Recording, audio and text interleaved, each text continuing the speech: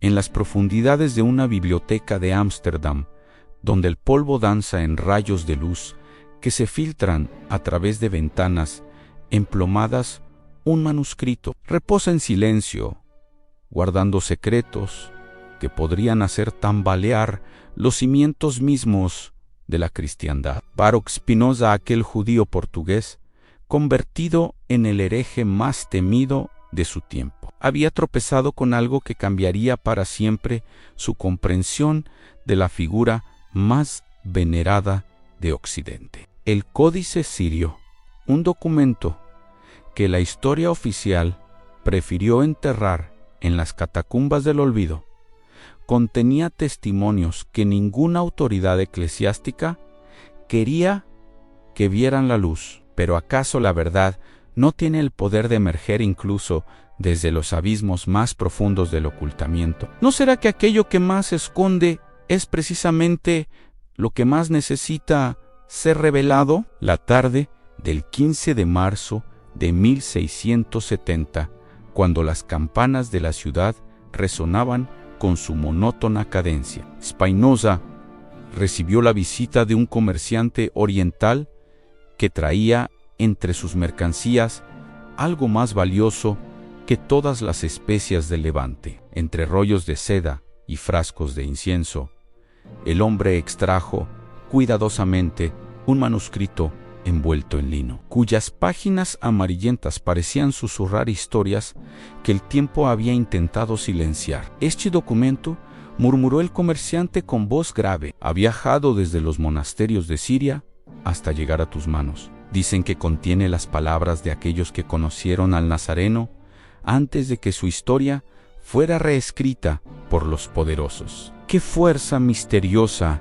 guía ciertos textos hacia las manos de quienes están destinados a desvelar sus secretos? ¿No será que la verdad busca siempre a aquellos que tienen el valor de enfrentarla sin temor? Spinoza tomó el manuscrito con la reverencia que se reserva para los objetos sagrados, pero también con la curiosidad implacable del filósofo que no acepta ninguna verdad sin someterla al escrutinio de la razón. Las primeras líneas, escritas en arameo antiguo con traducciones al griego, revelaban testimonios de contemporáneos de Jesús que jamás aparecieron en los evangelios canónicos. Voces que hablaban de un hombre extraordinario, sí, pero también profundamente humano, cuyas enseñanzas habían sido transformadas, mitificadas y en muchos casos completamente alteradas por aquellos que buscaban construir un imperio espiritual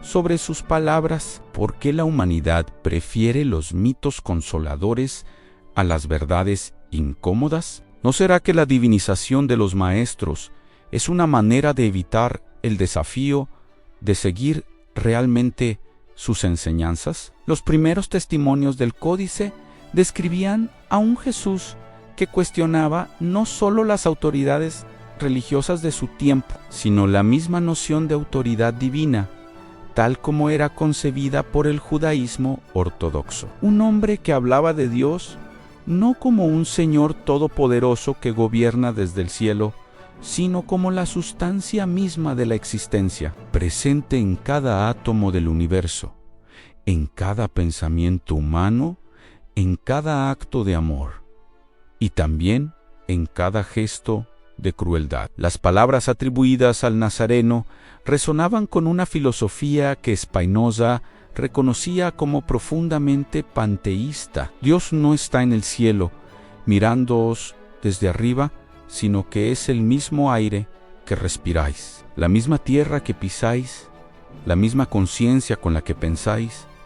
Como habría cambiado la historia de Occidente si estas palabras hubieran prevalecido sobre la imagen de un Dios separado y vengativo? ¿No será que la verdadera herejía no es negar a Dios, sino limitarlo a las dimensiones de nuestros miedos y prejuicios? El filósofo de Ámsterdam comprendía que tenía entre sus manos algo que podría ser considerado más peligroso que cualquier tratado de ateísmo. Si estas palabras eran auténticas, no solo cuestionaban dogmas específicos del cristianismo, sino que revelaban una manipulación sistemática de la figura histórica de Jesús para servir a propósitos políticos y económicos. El códice mostraba cómo las enseñanzas originales sobre la inmanencia divina, la igualdad radical entre los seres humanos y la crítica a toda forma de autoridad religiosa institucionalizada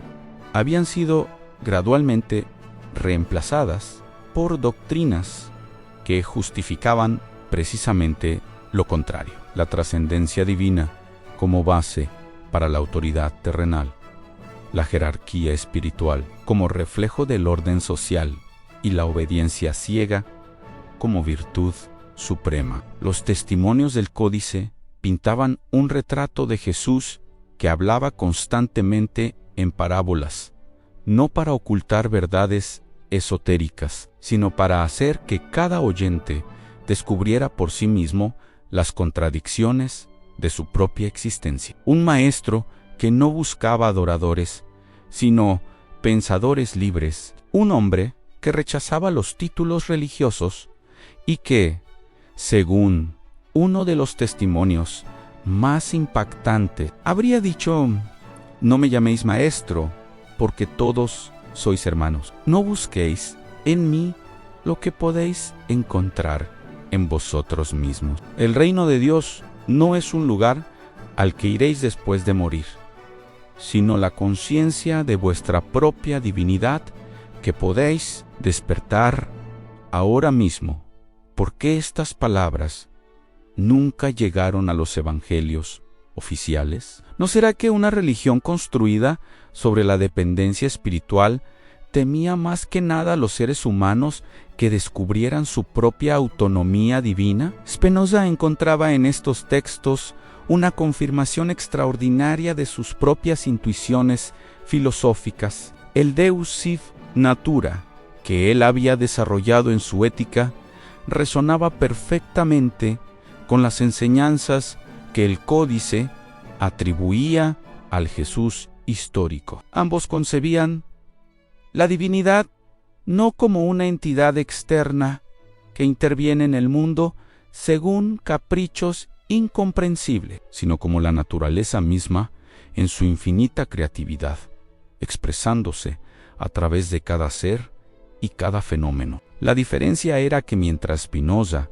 llegaba a estas conclusiones a través de la demostración geométrica y la deducción racional, Jesús habría enseñado la misma verdad a través de la experiencia mística directa y la transformación del corazón. El códice revelaba también aspectos inquietantes sobre los primeros siglos del cristianismo. Describía cómo los seguidores más cercanos a las enseñanzas originales fueron gradualmente marginados o perseguidos por aquellos que veían en la nueva religión una oportunidad de poder político. Documentaba reuniones secretas donde se decidía qué textos serían considerados canónicos y cuáles serían destruidos, qué enseñanzas serían preservadas y cuáles serían declaradas heréticas. Mostraba cómo la imagen de un Jesús divino y distante fue construida deliberadamente para reemplazar la memoria de un hombre que había enseñado la divinidad inherente de todos los seres humanos. Mientras Spinoza leía estos pasajes, una pregunta lo obsesionaba. ¿Qué habría pasado si la humanidad hubiera preservado las enseñanzas originales en lugar de las versiones manipuladas? ¿Habríamos tenido cruzadas en nombre de un Dios que era la misma sustancia de aquellos a quienes se masacraba? ¿Habríamos justificado la esclavitud apelando a un Cristo que habría visto en cada esclavo su propia divinidad? ¿Habríamos construido catedrales ostentosas mientras los pobres morían de hambre, en honor a un hombre que habría preferido que cada piedra de esos templos se convirtiera en pan para los necesitados? El filósofo comprendía que no se trataba simplemente de una disputa teológica entre diferentes interpretaciones de la figura de Cristo. Era algo mucho más profundo y perturbador a la revelación de cómo el miedo humano a la libertad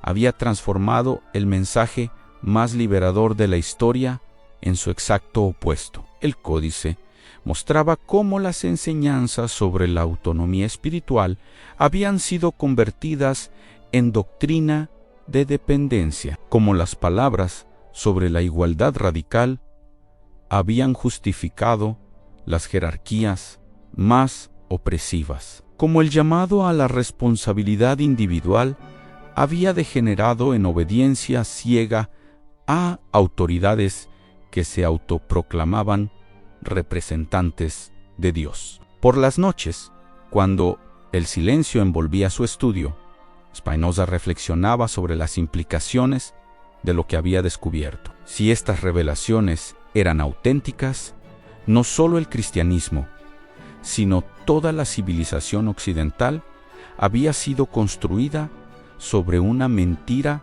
fundamental: los imperios que se habían expandido en nombre de Cristo, las guerras que se habían justificado apelando a su autoridad, las instituciones que habían reclamado su legitimidad divina.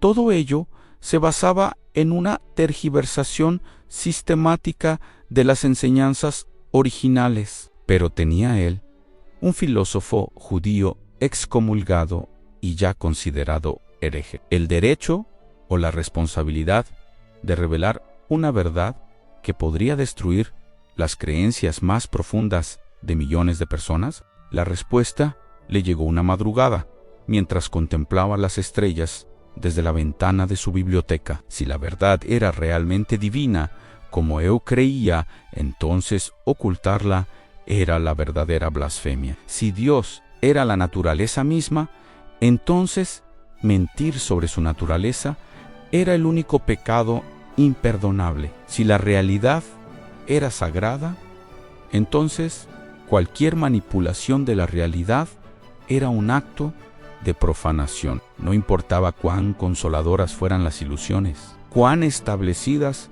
estuvieran las instituciones que las protegían, cuán poderosos fueran los intereses que se beneficiaban de su perpetuación. La verdad tenía sus propios derechos, anteriores y superiores a cualquier consideración humana. Pero Spinoza era demasiado sabio para creer que la simple publicación del códice cambiaría el mundo de la noche a la mañana. Sabía que las mentiras milenarias no se desvanecen ante la primera luz de la verdad, sino que luchan desesperadamente por sobrevivir, movilizando todos los recursos del miedo, la tradición y el poder establecido. Comprendía que revelar estos secretos le costaría no solo su reputación, sino probablemente su vida. Los tribunales de la Inquisición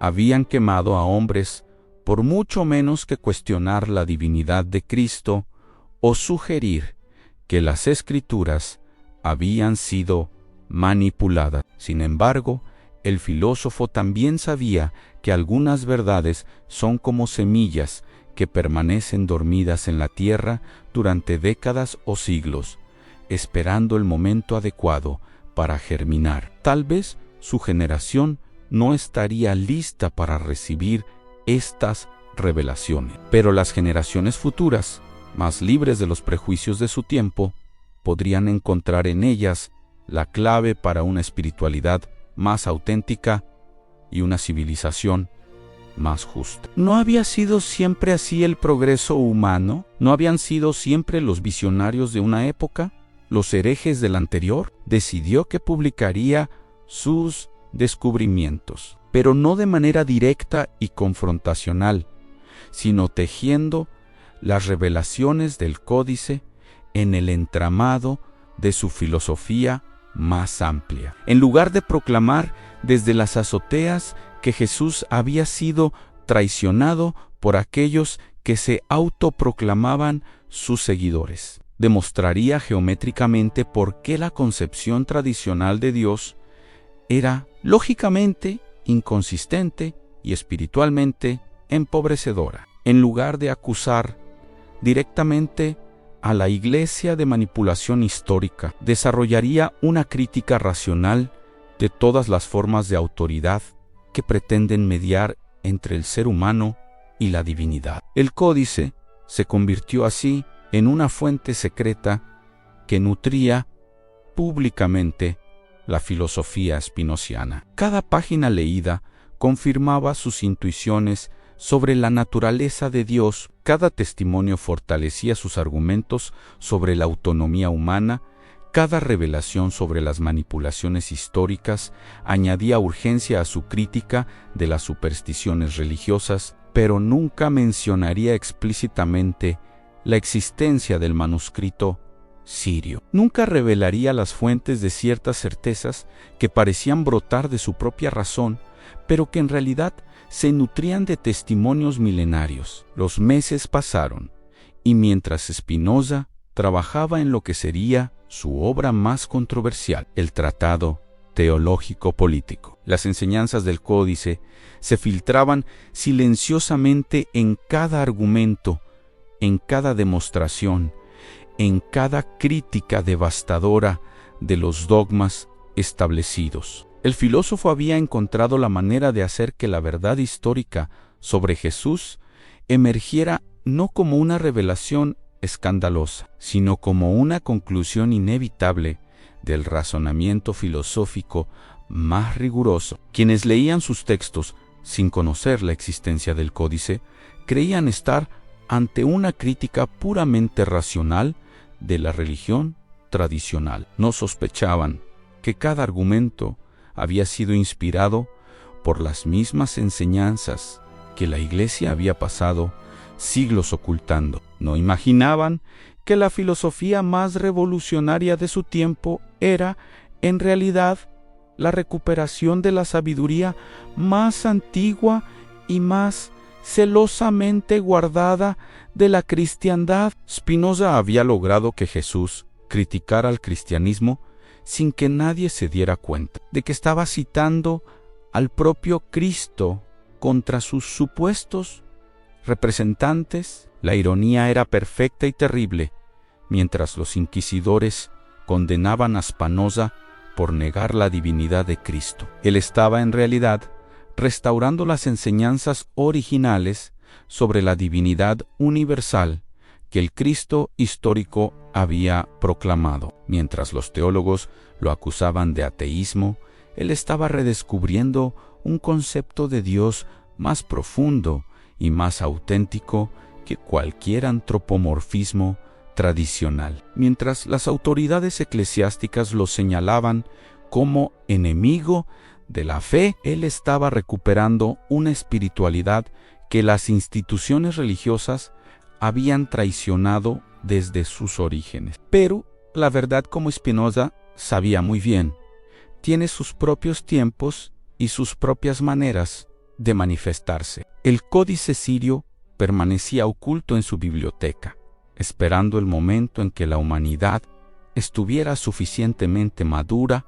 para recibir sus revelaciones sin destruirse a sí misma en el proceso. Mientras tanto, sus enseñanzas fluían silenciosamente a través de la filosofía spinoziana, preparando el terreno para una revolución espiritual que tal vez no se completaría hasta siglos después. En las noches más oscuras, cuando el peso de lo que había descubierto amenazaba con abrumarlo, Spinoza encontraba consuelo en una certeza profunda. La verdad no puede ser destruida, solo puede ser pospuesta. Las minchiraus, por más arraigadas que estén, son estructuras temporales que tarde o temprano se desmoronan bajo el peso de sus propias contradicciones. La realidad, en cambio, es eterna e indestructible. Por eso podía trabajar pacientemente, sabiendo que cada semilla de verdad que plantara en sus textos germinaría cuando llegara a su estación. Y mientras tanto, desde cualquier rincón del mundo donde alguien lea estas líneas, desde cualquier ciudad donde la reflexión filosófica mantenga viva la llama de la curiosidad, surge la pregunta eterna: ¿no será que la verdad que más tememos es precisamente la que más necesitamos en este momento, sea cual sea la hora en tu ciudad? Desde cualquier país donde te encuentres leyendo estas palabras, tal vez sientes la misma inquietud que sintió Spinoza ante el Códice Sirio. Tal vez compartas con un amigo cercano esta reflexión, deseando que las bendiciones de la verdad lleguen también a su familia, porque la sabiduría, como el amor, se multiplica cuando se comparte. El conflicto entre fe y razón había alcanzado en la mente de Spinoza una intensidad que rayaba en el tormento espiritual. No era simplemente una disputa académica entre diferentes métodos de conocimiento, sino un desgarramiento existencial entre lo que creía saber sobre la naturaleza de Dios y lo que el Códice Sirio le revelaba sobre las enseñanzas originales de quien había sido posteriormente divinizado como Cristo. ¿Cómo conciliar la veneración milenaria hacia una figura religiosa con la evidencia de que esa misma figura había enseñado precisamente lo contrario de lo que se predicaba en su nombre? ¿Cómo mantener la integridad intelectual cuando cada nueva página del manuscrito demolía certezas que habían sostenido a la civilización occidental durante 15 siglos? La paradoja se volvía más aguda cada día. Cuanto más profundizaba Spinoza en los testimonios del Códice, más se convencía de que el Jesús histórico había sido el más perfecto precursor de su propia filosofía. Las enseñanzas sobre la inmanencia divina, la crítica a toda autoridad religiosa externa, la insistencia en la autonomía espiritual individual, todo ello resonaba con una armonía perfecta con las conclusiones a las que él había llegado por pura deducción racional. Era como si el mismo espíritu que había inspirado al Nazareno hubiera guiado también su propia investigación filosófica, llevándolo por caminos diferentes hacia verdades idénticas. Pero esta consonancia, en lugar de tranquilizarlo, lo perturbaba profundamente. Si las enseñanzas originales de Jesús eran tan compatibles con la razón filosófica más rigurosa, ¿por qué el cristianismo se había desarrollado en una dirección tan opuesta? ¿Por qué la religión que pretendía seguir al Maestro de Nazaret había terminado siendo el mayor obstáculo para las verdades que él había enseñado? ¿No era esta la más cruel de las ironías históricas, que la institución fundada supuestamente para preservar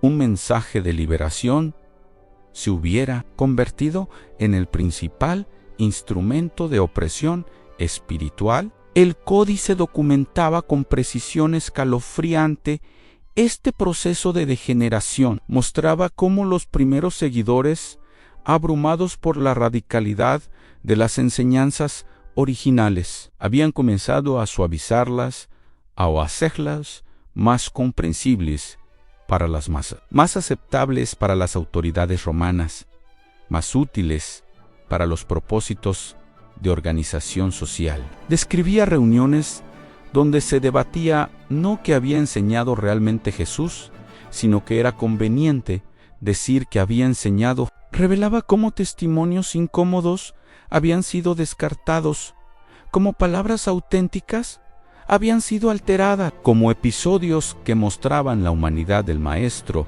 habían sido transformados en prodigios que confirmaran su divinidad excepcional. Lo más perturbador para Spinoza era descubrir que esta manipulación no había sido siempre consciente o maliciosa. El Códice mostraba cómo muchos de los responsables de estas alteraciones habían creído sinceramente que estaban mejorando el mensaje, haciéndolo más poderoso, más inspirador, más capaz de transformar el mundo. No habían comprendido que al divinizar excepcionalmente a Jesús, estaban negando precisamente lo que él había enseñado, que la divinidad era la naturaleza común de todos los seres humanos. No habían visto que al convertirlo en el único Hijo de Dios, estaban traicionando su enseñanza de que todos los seres humanos eran igualmente hijos de la naturaleza divina. Esta ceguera,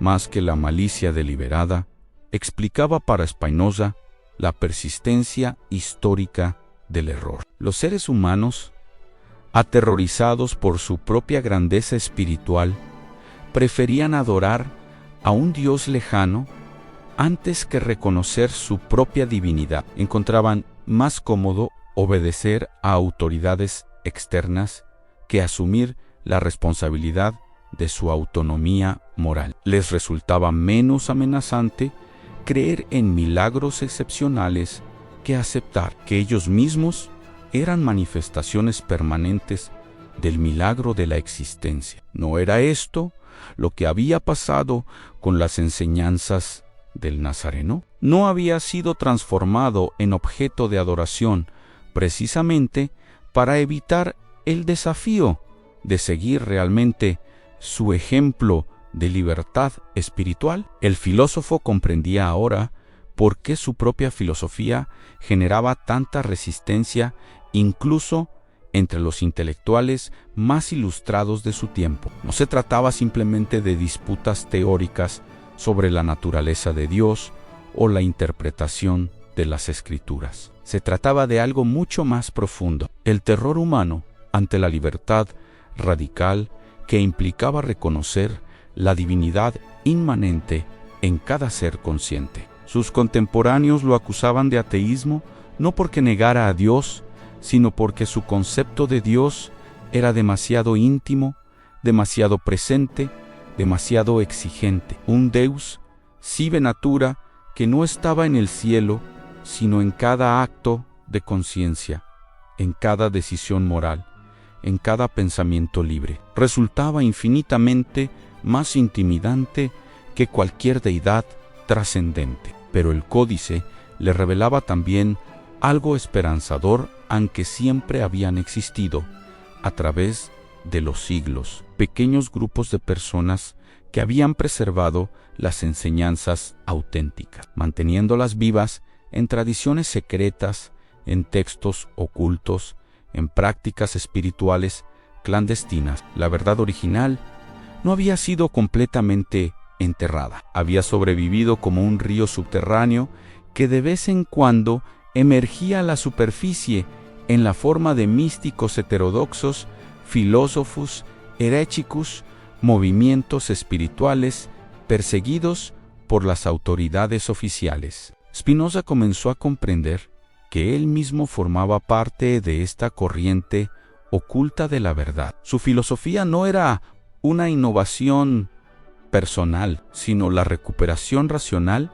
de intuiciones antiquísimas que habían sido preservadas en los márgenes de la cultura oficial. El Códice Sirio era solo una de las múltiples fuentes de esta tradición secreta que incluía a los gnósticos cristianos, los cabalistas judíos, los sufíes musulmanes, los filósofos herméticos del Renacimiento. Todos ellos habían intuido, cada uno en su propio lenguaje y contexto, la misma verdad fundamental en que la divinidad no es una entidad externa, sino la sustancia misma de la realidad, que cada ser consciente participa directamente de esta divinidad, que la autonomía espiritual no es un privilegio de unos pocos elegidos, sino el derecho y la responsabilidad de toda criatura racional. Esta comprensión transformó la angustia de Spinoza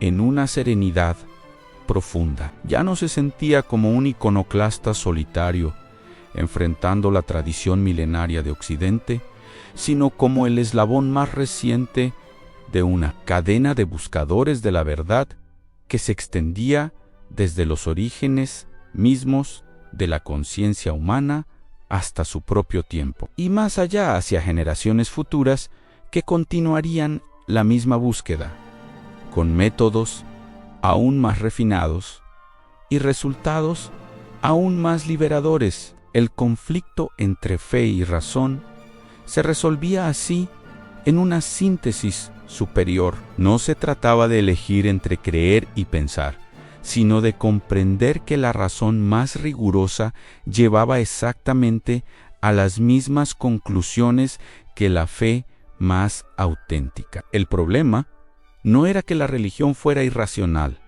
sino que las religiones institucionalizadas habían traicionado su propia racionalidad original. El problema no era que la filosofía fuera antirreligiosa, sino que las autoridades religiosas habían declarado heréticas las conclusiones filosóficas que confirmaban las enseñanzas más profundas de sus propios fundadores. Jesús, tal como aparecía en el Códice Sirio, era simultáneamente el más perfecto místico y el más riguroso filósofo. Sus parábolas no eran historias piadosas para edificar a las masas ignorantes, sino experimentos mentales diseñados para despertar la capacidad de razonamiento independiente en cada oyente. Sus enseñanzas sobre la naturaleza de Dios no eran dogmas que debían ser aceptados por fe ciega, sino hipótesis que podían ser verificadas por la experiencia directa de cualquier buscador sincero de la verdad. Esta síntesis entre fe y razón tenía implicaciones revolucionarias que Spinoza apenas comenzaba a vislumbrar. Si el Jesús histórico había sido efectivamente el precursor de una espiritualidad racional, entonces el cristianismo auténtico no era incompatible con la filosofía moderna, sino que la exigía como su desarrollo natural. Si las enseñanzas originales del Nazareno coincidían con las conclusiones de la metafísica más avanzada, entonces la ciencia no era enemiga de la religión verdadera, sino su aliada más fiel. Si la autonomía espiritual individual era tanto un imperativo filosófico como un mandato evangélico, entonces la libertad de conciencia no era una concesión política, sino un derecho sagrado anterior a cualquier autoridad humana. Pero Spinoza sabía que estas implicaciones no serían fácilmente aceptadas por sus contemporáneos. La síntesis entre fe y razón que él vislumbraba requería una revolución simultánea en la teología y en la filosofía, en la política y en la espiritualidad, en las instituciones académicas y en las organizaciones religiosas. Exigía que los creyentes se convirtieran en pensadores y que los pensadores se volvieran místicos. Demandaba que la Iglesia reconociera sus errores históricos y que la universidad incorporara la dimensión espiritual de la existencia. Una transformación de tal magnitud no podía ocurrir de la noche a la mañana. Requería generaciones de trabajo paciente, de siembra silenciosa, de preparación cultural. Spinoza comprendía que su papel no era precipitar esta revolución, sino preparar sus fundamentos teóricos, crear las herramientas conceptuales que permitirían a las generaciones futuras realizar la síntesis que él solo podía intuir. Por eso, decidió que el Códice Sirio debía permanecer secreto, al menos por el momento, no porque tuviera miedo de las consecuencias personales de revelarlo, sino porque una humanidad que aún no había aprendido a conciliar fe y razón no estaba preparada para recibir un documento que mostraba su identidad esencial. Era necesario primero demostrar filosóficamente que esta síntesis era posible. Crear un marco teórico que permitiera comprender cómo las enseñanzas de Jesús y las conclusiones de la razón moderna podían no solo coexistir, sino reforzarse mutuamente. El códice se convirtió así en su inspiración secreta, la fuente oculta que nutría una filosofía aparentemente secular, pero profundamente espiritual. Cada demostración geométrica de la ética estaba inspirada por algún pasaje del manuscrito sirio. Cada crítica de las supersticiones religiosas en el tratado teológico-político recuperaba, sin mencionarla explícitamente, alguna enseñanza original de Jesús sobre la inmanencia divina. Cada argumento a favor de la libertad de conciencia se fundamentaba, sin decirlo abiertamente, en la autonomía espiritual que el nazareno había proclamado como derecho inalienable de todo ser humano.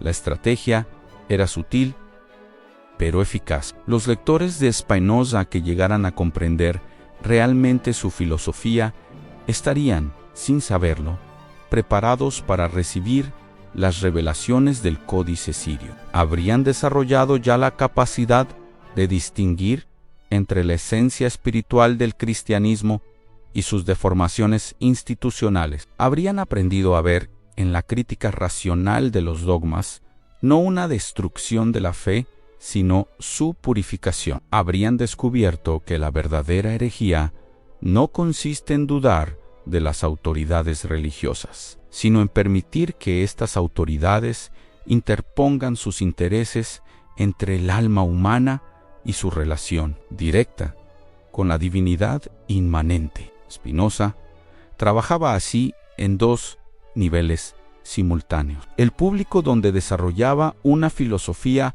aparentemente secular que minaba los fundamentos de las supersticiones religiosas, y el privado donde preservaba un testimonio histórico que algún día permitiría restaurar el cristianismo auténtico sobre bases purificadas. Era una labor de orfebre intelectual que requería una precisión extraordinaria en cada concepto.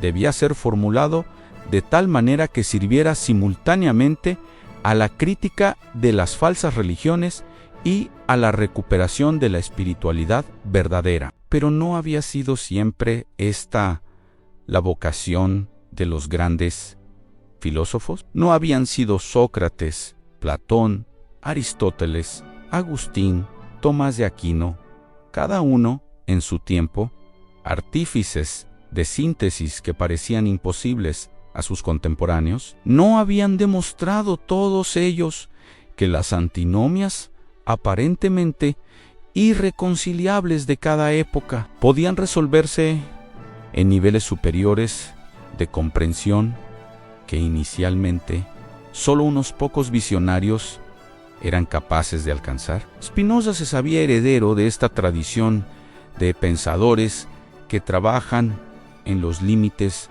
de lo pensable, expandiendo constantemente las fronteras de lo que la mente humana puede concebir y articular. El Códice Sirio le había mostrado que esos límites eran aún más amplios de lo que había imaginado. Si el Jesús histórico había logrado integrar la mística más profunda con la racionalidad más lúcida, si había conseguido formular en lenguaje parabólico las mismas verdades que la metafísica más rigurosa podía demostrar geométricamente, entonces la capacidad humana para la comprensión integral era prácticamente ilimitada. Esta convicción le daba fuerzas para soportar el aislamiento intelectual, las acusaciones de herejía, las amenazas de excomunión que rodeaban su trabajo. Sabía que estaba preparando una revolución del pensamiento que tal vez no se completaría hasta siglos después de su muerte, pero que era absolutamente inevitable porque correspondía a la naturaleza más profunda de la mente humana. La razón y la fe, la ciencia y la espiritualidad, la autonomía individual y la comunión universal. Todas estas dimensiones aparentemente contradictorias de la experiencia humana encontrarían finalmente su síntesis en una forma de conciencia que integraría todo lo que las épocas anteriores habían mantenido artificialmente separado. Mientras contemplaba estas perspectivas vastas desde la ventana de su estudio en Ámsterdam, mientras sentía la presencia invisible del Códice Sirio irradiando su verdad silenciosa desde los estantes de su biblioteca. Spinoza experimentaba una forma de beatitud que ninguna autoridad externa podría otorgar o arrebatar. Era la felicidad del trabajador de la verdad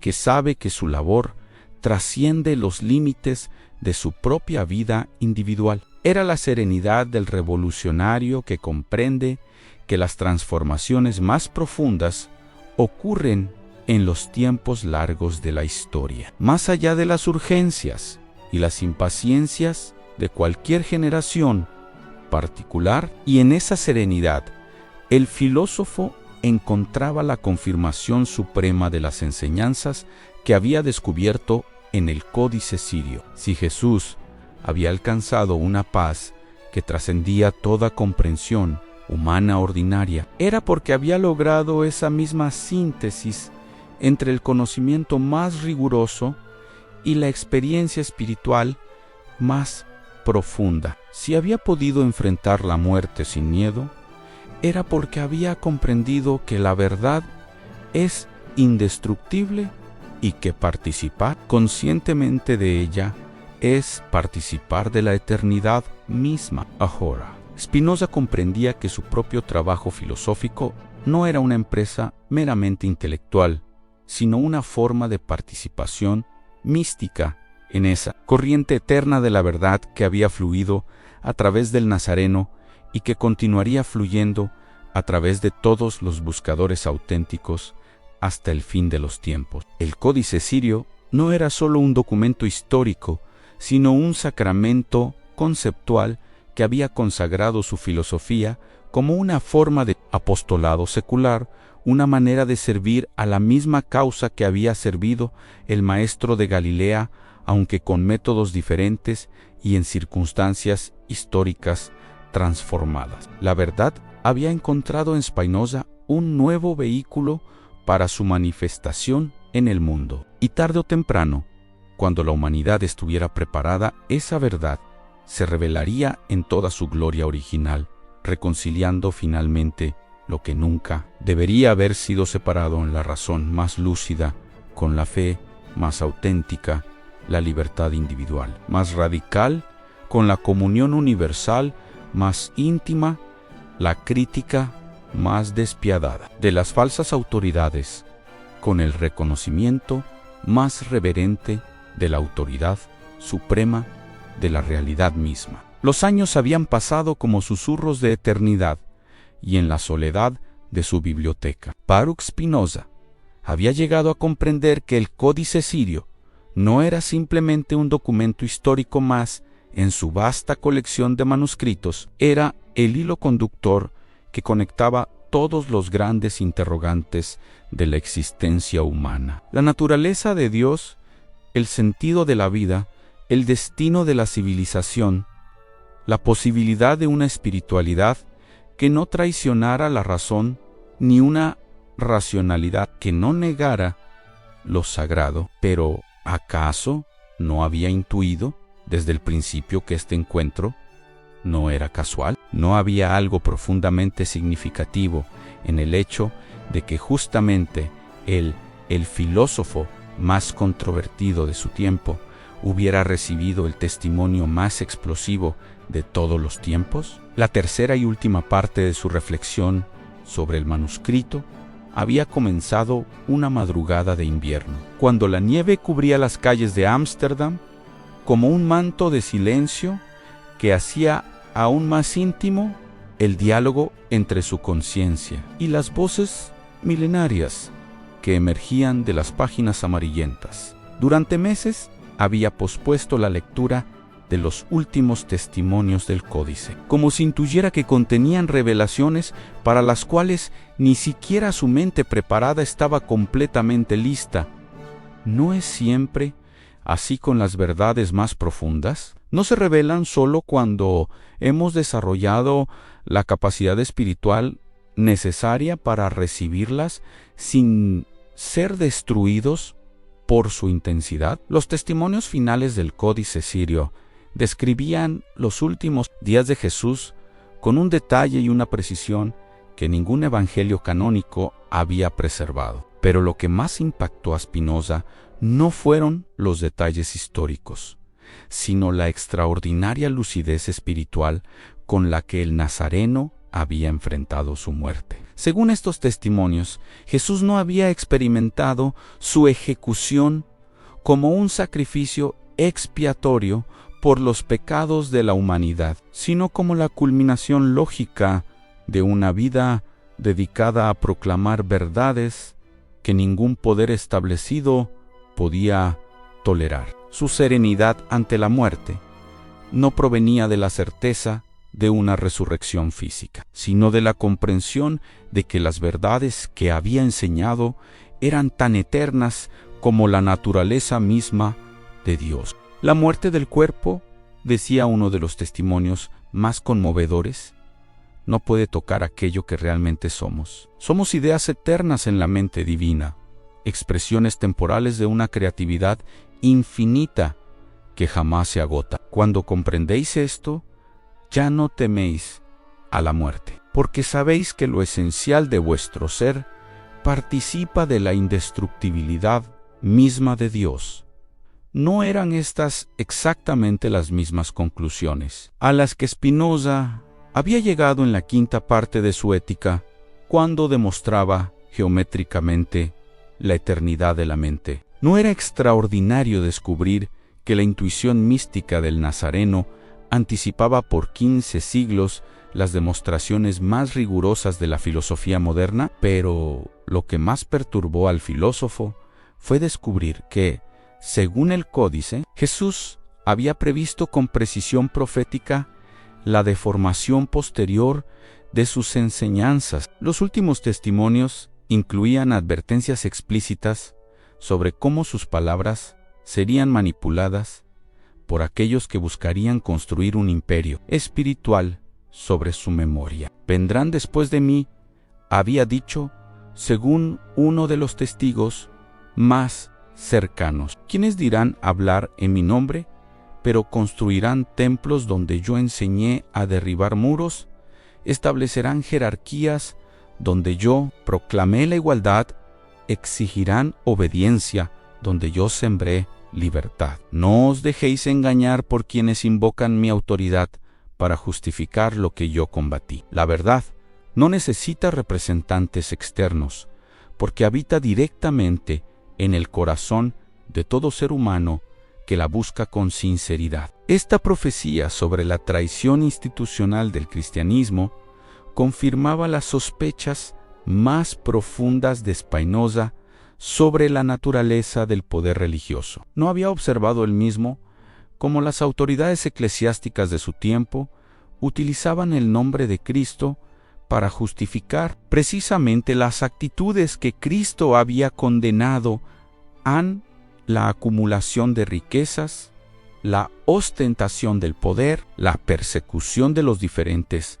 la manipulación del miedo para mantener el control sobre las conciencias? ¿No era evidente que la Iglesia institucional representaba la antítesis perfecta de las enseñanzas originales del Nazareno? Pero el Códice revelaba algo aún más inquietante, que esta traición no había sido simplemente el resultado de la corrupción gradual de una institución originalmente pura, sino que había comenzado casi inmediatamente después de la muerte del Maestro. Los primeros líderes cristianos, aterrorizados por la radicalidad de las enseñanzas que habían recibido, habían comenzado a suavizarlas para hacerlas más aceptables a los poderes establecidos de su tiempo. En lugar de proclamar la divinidad inherente de todos los seres humanos, habían inventado la doctrina de la divinidad excepcional de Cristo. En lugar de enseñar la autonomía espiritual de cada individuo, habían establecido una jerarquía de mediadores entre Dios y los creyentes. En lugar de mantener la crítica profética de todas las formas de dominación, habían pactado con el Imperio Romano para obtener protección y reconocimiento oficial. Esta revelación sumergió a Spinoza en una meditación profunda sobre la naturaleza del miedo humano ante la libertad radical. ¿Por qué los seres humanos preferían adorar a un Dios lejano antes que reconocer su propia divinidad? ¿Por qué encontraban más cómodo obedecer a autoridades externas que asumir la responsabilidad de su autonomía moral? ¿Por qué les resultaba menos amenazante creer en la excepcionalidad de otros que aceptar su propia excepcionalidad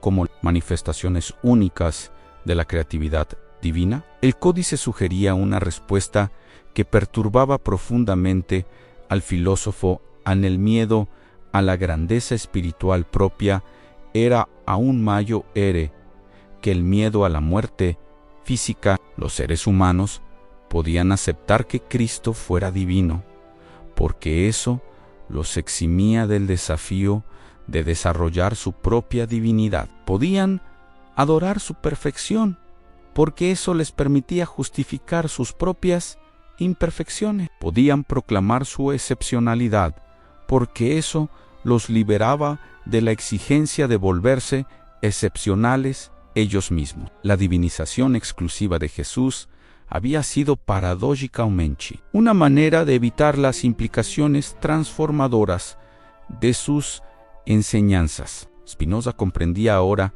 por qué su propia filosofía generaba una resistencia tan visceral, incluso entre los intelectuales más ilustrados de su tiempo. Su concepto de Deus in natura no solo eliminaba la separación entre lo divino y lo natural, sino que implicaba que cada ser humano era una expresión directa e inmediata de la sustancia divina. Esto significaba que nadie podía esconderse detrás de la mediocridad espiritual, que todos tenían la responsabilidad de desarrollar su potencial divino al máximo. Que la diferencia entre los seres humanos no era de naturaleza, sino de grado de actualización de sus capacidades infinitas. Esta era una perspectiva infinitamente más exigente que cualquier religión tradicional. Era más fácil confesar pecados ante un sacerdote que reconocer la grandeza espiritual propia. Era más cómodo pedir perdón por las transgresiones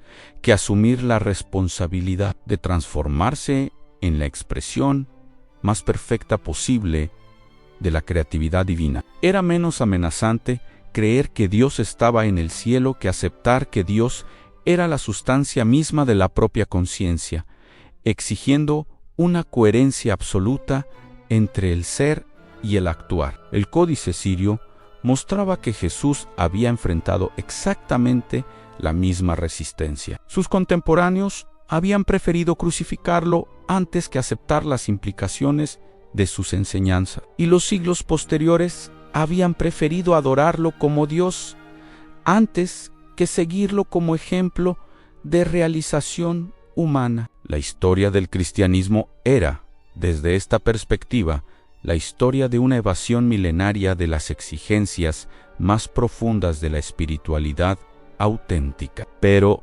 Spinoza descubrió también en los testimonios finales del códice algo que le llenó de una esperanza trascendente. Según estos textos, Jesús había comprendido que su aparente fracaso histórico era en realidad parte de un plan más vasto que se extendía más allá de las limitaciones de cualquier época particular. Las semillas de verdad que siembro ahora, había dicho según uno de los testimonios más luminosos, germinarán cuando la humanidad esté preparada para recibirlas. No importa que mis contemporáneos no puedan comprenderlas. No importa que mis seguidores las traicionen. No importa que las instituciones construidas en mi nombre las corrompan. La verdad tiene sus propios tiempos y sus propias maneras de manifestarse. Aquello que realmente importa de mis enseñanzas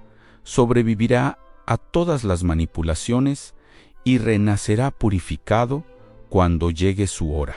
Esta profecía sobre la resurrección futura de las enseñanzas originales consoló profundamente a Spinoza. Su propia filosofía, que tantas incomprensiones y persecuciones le había acarreado. Formaba parte de ese proceso de purificación y renacimiento que el Nazareno había previsto con siglos de anticipación. Los conceptos que él desarrollaba, las demostraciones que elaboraba, las críticas que formulaba, todo ello contribuía a preparar el terreno para una época futura en la que la síntesis entre razón y fe, entre ciencia y espiritualidad, entre autonomía individual y comunión universal, sería finalmente posible. El filósofo comprendía ahora que su papel histórico no era el de un iconoclasta destructivo, sino el de un arqueólogo espiritual que excavaba bajo las acumulaciones de siglos de malentendidos para recuperar las verdades originales en toda su pureza primitiva. Su crítica de las supersticiones religiosas no buscaba destruir la religión, sino liberar su esencia espiritual de las deformaciones institucionales que la habían oscurecido. Su demostración de la naturaleza divina de la realidad no pretendía negar lo sagrado, sino expandir infinitamente su presencia hasta abarcar la totalidad de la existencia. Esta comprensión transformó la soledad intelectual de Spinoza en una forma de comunión mística con todos los buscadores de la verdad que lo habían precedido y que lo seguirían. Se sabía conectado a través del hilo invisible, pero indestructible de la verdad misma,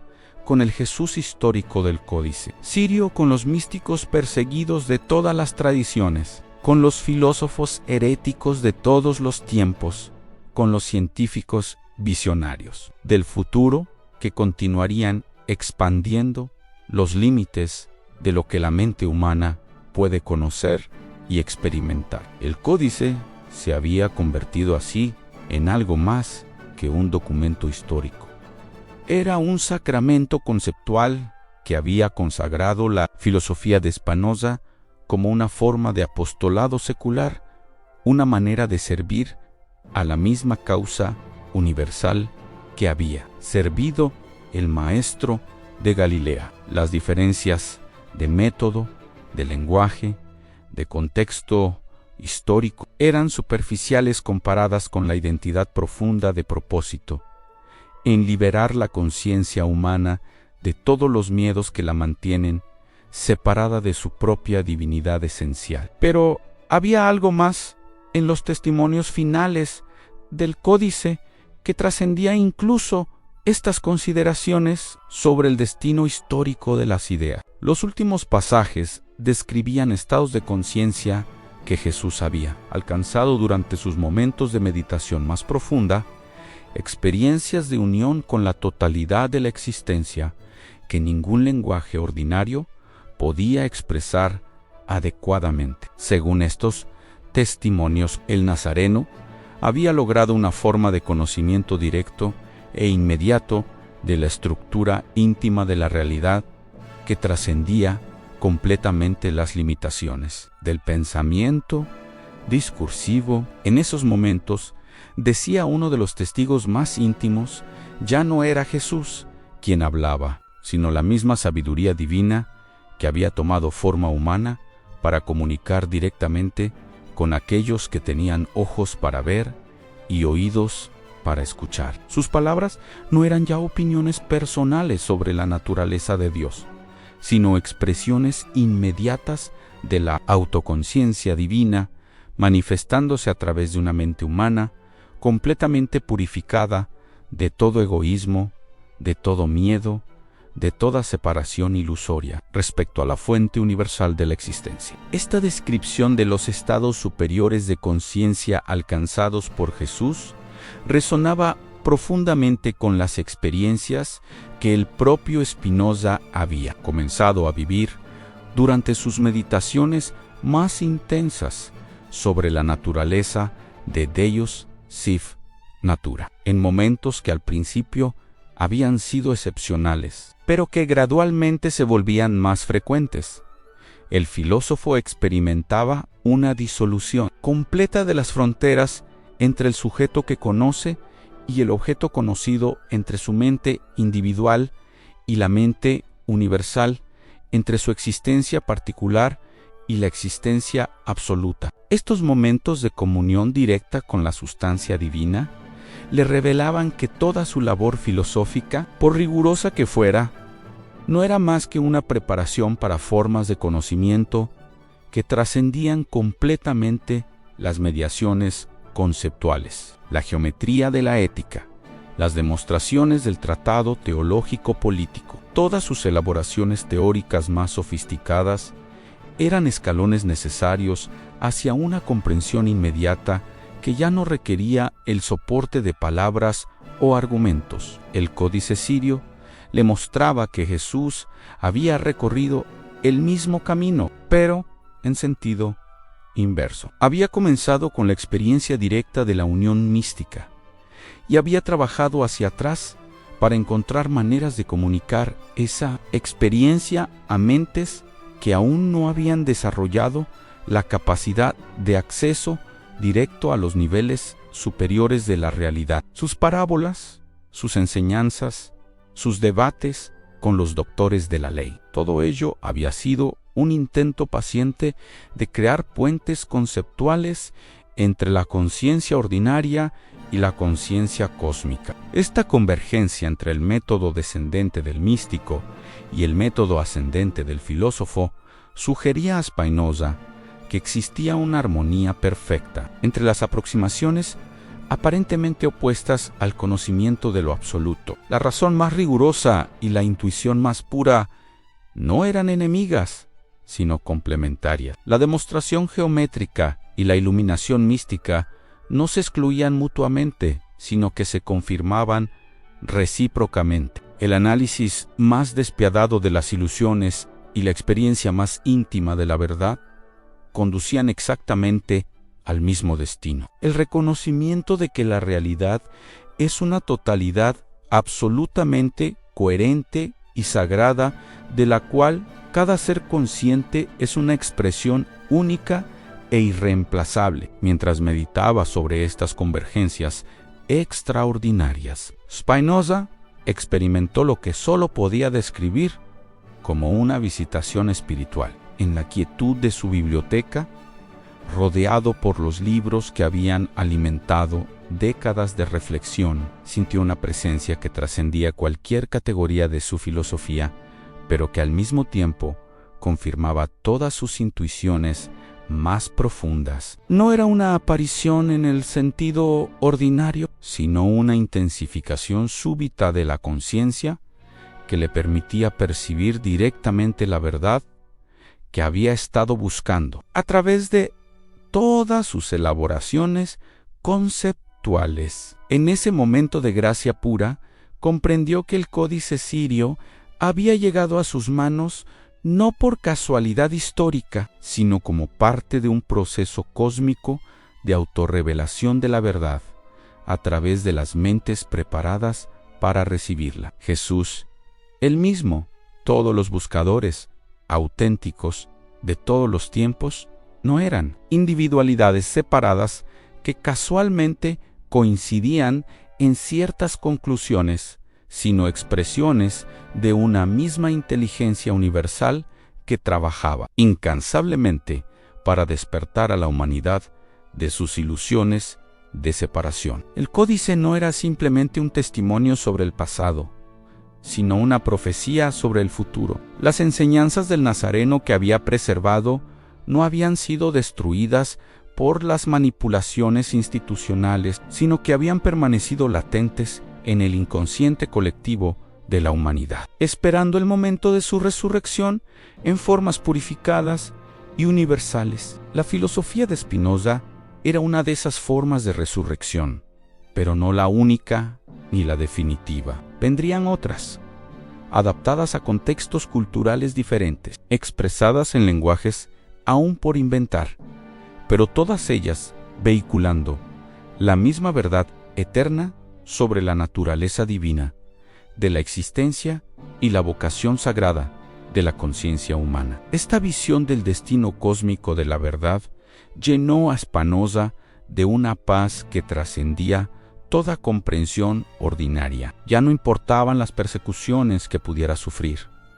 las incomprensiones que tuviera que soportar. El aislamiento intelectual que caracterizaba su presente formaba parte de una empresa infinitamente más vasta que cualquier biografía individual. Participaba conscientemente en el proceso mismo por el cual el universo toma conciencia de sí mismo a través de mentes que han alcanzado la transparencia suficiente para convertirse en espejos fidedignos de la realidad absoluta. El códice sirio se había convertido en el símbolo de esta participación mística en la autoconciencia universal. No era necesario publicarlo, no era necesario demostrarlo históricamente, no era necesario convencer a nadie de su autenticidad. Su función real había sido despertar en Spinoza la comprensión de que su propia filosofía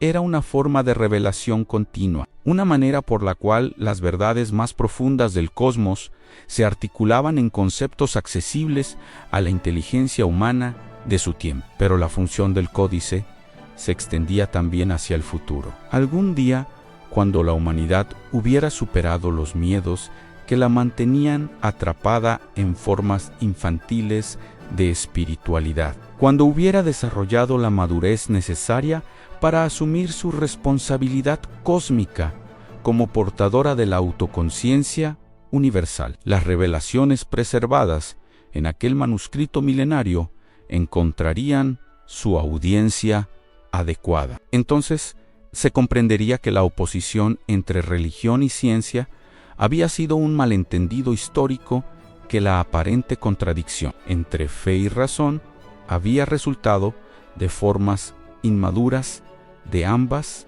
que la síntesis entre autonomía individual y comunión universal era no solo posible, sino inevitable. Esa síntesis definitiva no se realizaría a través de compromisos superficiales entre posiciones opuestas, sino a través de una transformación radical de la conciencia humana que integraría todos los niveles de la experiencia en una visión unitaria de la existencia como manifestación de una creatividad divina, infinitamente inteligente y amorosa. Los conceptos que Spinoza desarrollaba, las críticas que formulaba, las demostraciones que elaboraba, todo ello contribuía a preparar esa transformación futura de la conciencia colectiva. En las últimas páginas del códice, Spinoza encontró algo que lo conmovió hasta las lágrimas, una oración que Jesús había pronunciado momentos antes de su muerte y que resumía toda la sabiduría de su enseñanza en unas pocas líneas de una belleza y una profundidad extraordinaria. Padre, había dicho, según el testimonio final, que todos comprendan que no hay separación entre tu ser y el suyo, que tu naturaleza es su naturaleza más íntima, que tu amor es la sustancia misma de su conciencia, que dejen de buscarte fuera de sí mismos y descubran que eres más íntimo a ellos que sus propios pensamientos, que cesen de temerme como juez y me reconozcan como hermano, que abandonen toda forma de adoración que los separe de ti y se conviertan en expresiones conscientes de tu creatividad infinita, que la verdad que es sembrado germine cuando llegue su tiempo y que entonces comprendan que nunca estuvieron solos, que siempre fueron amados, que eternamente han sido uno contigo. Esta oración final del códice sirio se convirtió en el testamento espiritual secreto de Spinoza. En ella encontraba resumida toda su filosofía, justificada toda su labor, iluminado todo su destino. Las demostraciones geométricas de la ética no eran más que traducciones conceptuales de esa oración. Las críticas del tratado teológico político no eran más que maneras de eliminar los obstáculos que impedían su realización. Todo su sistema filosófico no era más que un inmenso comentario racional a esas pocas líneas en las que el nazareno